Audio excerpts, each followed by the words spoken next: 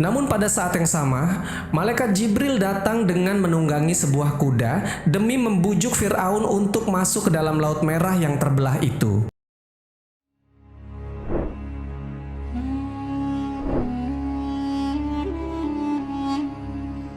Di sini kita masih akan menceritakan tentang salah satu dari Fir'aun, sosok raja Mesir yang menganggap dirinya sebagai Tuhan dan melawan dakwah dari Nabiullah Musa alaihissalam.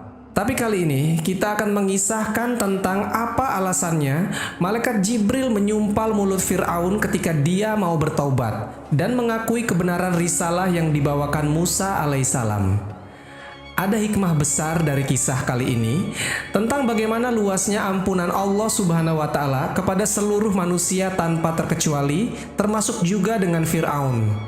Untuk itu, di video kali ini kita akan membahas tentang alasan kenapa malaikat Jibril menyumpal mulut Fir'aun ketika hendak bertaubat.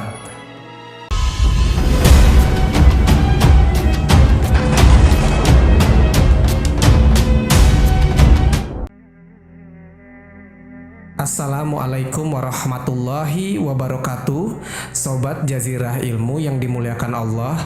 Semoga kita selalu dalam keadaan sehat walafiat.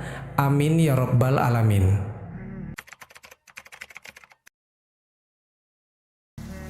Peristiwa ini terjadi ketika Fir'aun tengah mengejar Nabi Musa bersama kaum Bani Israel yang sedang menyeberangi Laut Merah. Kisahnya begini teman-teman. Nabi Musa dan kaum Bani Israel hendak hijrah dari Mesir menuju Baitul Maqdis. Maka ketika mereka sampai di tepi Laut Merah, mereka pun kebingungan tentang bagaimana caranya menyeberangi laut itu. Sementara itu, di belakang sana Fir'aun dan bala tentaranya sedang menuju kemari. Dan ketika itu Nabi Musa dan kaumnya sempat kebingungan, manakala tak ada sesuatu seperti jembatan ataupun sebuah kapal untuk menyeberangi Laut Merah. Dan sungguh, telah kami wahyukan kepada Musa, pergilah bersama hamba-hambaku Bani Israel pada malam hari, dan pukullah untuk mereka jalan yang kering di laut itu. Engkau tidak perlu takut akan tersusul dan tidak perlu khawatir akan tenggelam. Al-Quran, Surat At-Toha, ayat ke-77. Teman-temanku seiman, Nabi Musa pun memukul tongkatnya dan atas izin dari Allah Subhanahu wa Ta'ala terbelahlah Laut Merah hingga Musa dan kaum Bani Israel bisa berjalan di antaranya. Dan kami memungkinkan Bani Israel melintasi laut. Lalu mereka diikuti oleh Fir'aun dan bala tentaranya karena hendak menganiaya dan menindas mereka. Hingga bila Fir'aun itu telah hampir tenggelam, berkatalah dia, "Aku percaya bahwa tidak ada Tuhan melainkan Tuhan yang dipercayai oleh Bani Israel, dan aku termasuk orang-orang yang berserah diri kepada Allah."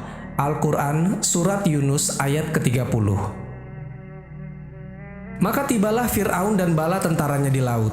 Mereka menyaksikan bahwasannya Laut Merah terbelah, dan kaum Bani Israel ketika itu tengah melintasi di antaranya. Imam Ibnu Katsir mengatakan, ketika itu Fir'aun menyaksikan Laut Merah terbelah sampai ke dasar lautan hingga mengering. Dan Fir'aun pun sempat terperangah dan merasa takut untuk melalui jalan di dasar Laut Merah yang terbelah itu demi mengejar Nabi Musa dan kaum Bani Israel. Bahkan, Fir'aun sampai menghentikan langkah kereta kudanya dan berbalik arah meninggalkan tepian Laut Merah. Namun pada saat yang sama, malaikat Jibril datang dengan menunggangi sebuah kuda demi membujuk Fir'aun untuk masuk ke dalam Laut Merah yang terbelah itu. Akhirnya Fir'aun pun mau. Fir'aun dan sebahagian bala tentaranya masuk ke dalam Laut Merah yang terbelah diiringi oleh malaikat Jibril yang menunggangi kuda.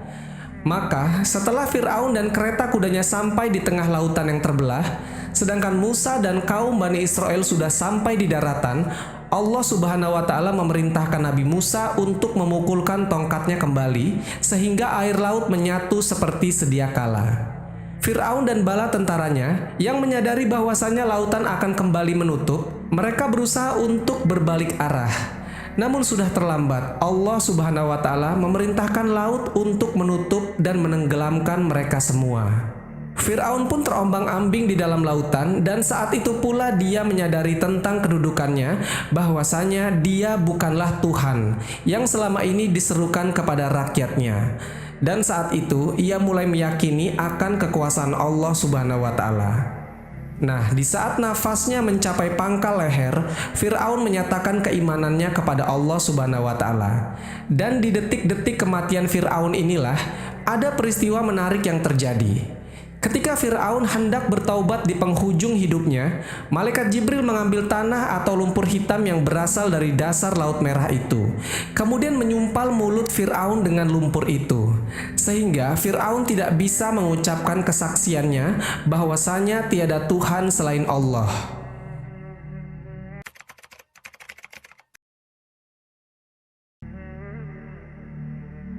Alasan malaikat Jibril melakukan itu adalah karena dinilai Fir'aun telah melampaui batas dengan dia mengaku bahwasanya dia adalah Tuhan yang patut disembah. Hal ini membuat malaikat Jibril membenci Fir'aun. Maka ketika ada tanda-tanda Fir'aun akan beriman pada saat tenggelam, malaikat Jibril jadi khawatir sekiranya Allah Subhanahu wa Ta'ala akan mengampuni Fir'aun dan rahmat Allah akan menolongnya dari musibah itu. Maka pada saat itu, malaikat Jibril menyumpal mulut Fir'aun dengan lumpur dari dasar Laut Merah, supaya Fir'aun tidak bisa mengucapkan kalimat tauhid. Wahai Muhammad, seandainya engkau melihatku, kala itu aku mengambil tanah hitam dari dasar lautan, lalu memasukkannya ke dalam mulut Fir'aun, karena takut ia diliputi oleh rahmat. Hadis riwayat Imam Tirmizi dari Ibnu Abbas. Dalam riwayat lain disebutkan, sesungguhnya malaikat Jibril memasukkan tanah ke dalam mulut Fir'aun karena takut Fir'aun mengucapkan La ilaha illallah, atau Jibril takut Allah merahmatinya. Kepunyaan Allah apa yang ada di langit dan yang ada di bumi. Dia memberi ampun kepada siapa yang Dia kehendaki. Dia menyiksa siapa yang Dia kehendaki, dan Allah Maha Pengampun lagi Maha Penyayang. Al-Quran Surat Ali Imran ayat ke-129.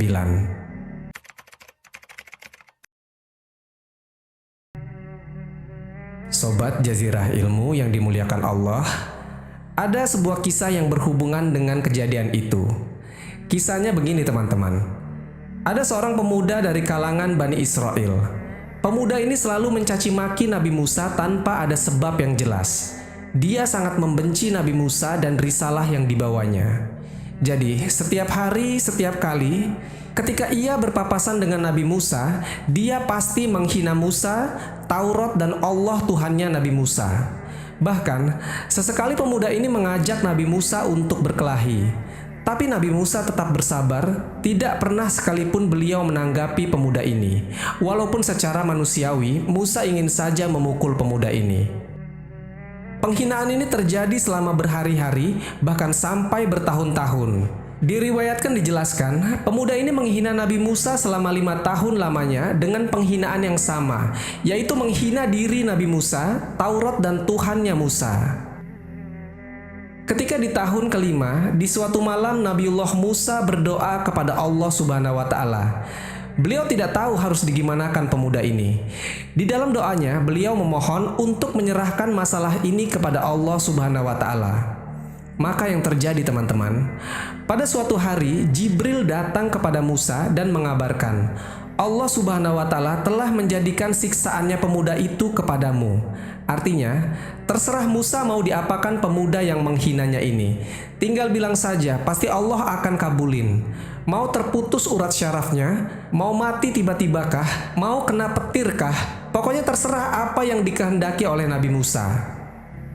Teman-temanku seiman, maka keesokan paginya setelah Nabi Musa keluar dari pintu rumahnya, ternyata atas hikmah Allah Subhanahu wa Ta'ala, pemuda yang biasanya menghina Musa tiap hari lewat di depan rumahnya. Pemuda ini pun langsung melontarkan caci maki seperti biasa. Dia menghina Musa, menghina Taurat, bahkan menghina Tuhannya Musa. Sampai-sampai pemuda ini mengajak Nabi Musa untuk berkelahi. Namun kali ini Nabi Musa tidak mendiamkan seperti biasanya. Di depan orang banyak Nabi Musa berkata, "Wahai bumi, tenggelamkanlah orang ini." Nah, di sini kita bisa lihat teman-teman, bagaimana maha sabarnya Allah Subhanahu wa taala dibandingkan dengan ciptaannya. Musa berharap orang ini mati di telan bumi. Tapi setelah Nabi Musa memerintahkan bumi untuk menenggelamkannya, ternyata orang itu hanya tenggelam dan masuk ke dalam tanah hanya sebahagian kakinya saja. Di dalam riwayat dikisahkan hanya sebatas dengkulnya saja.